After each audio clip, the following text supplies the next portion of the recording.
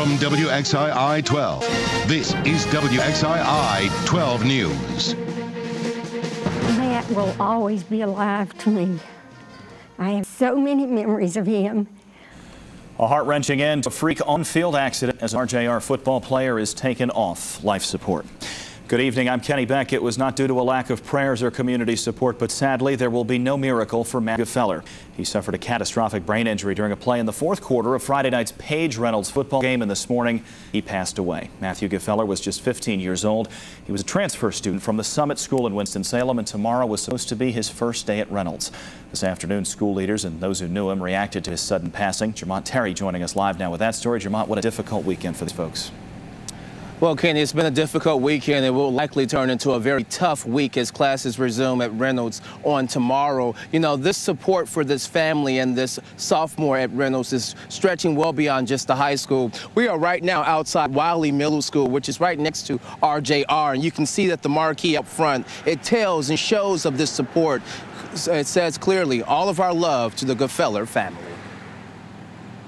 At just 15 years old, Matthew Gfeller had so much going for him. He was a leader by example. Early Sunday morning, word came Gfeller did not survive the injuries sustained during R.J. Reynolds' first game of the year on Friday. He was doing his job, stepped up in the hole and was blocked by an offensive line. Coaches from around the Triad gathered at Reynolds to show support to Coach Mike Prost in this major loss for his team. We will be fine, but it's really going to be a struggle the next few days for us. Principal Art Pascal says the team has been a major concern for Gfeller's family members, even in their time of grief. They just lost their youngest son, so of course they're not doing real well. They're doing about as well as can be expected. They are an amazingly strong family. They were concerned about how the teammates were going to feel. They were concerned about, you know, the players on the other team. They were concerned about the people in the stands.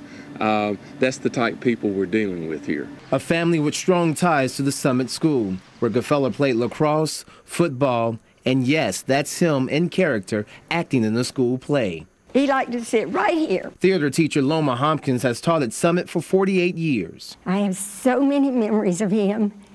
His expressions, the things he did in assembly for fun. She says Gfeller stood out for his versatility in the class, on the field, and on stage. She says this loss is a total shock and serves as a reminder of how precious life is. We forget it after a while, but it's to enjoy each day and appreciate everybody around us, because we really don't know how many days we're given. Matt will always be alive to me.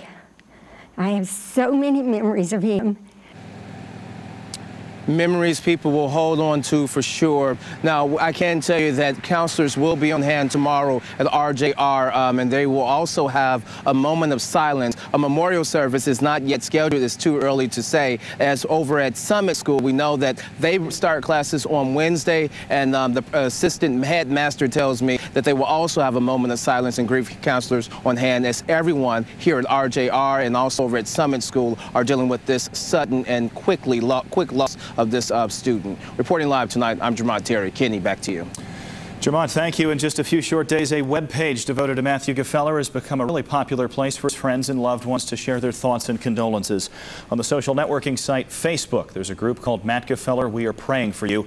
At last check, more than 1,300 people have joined.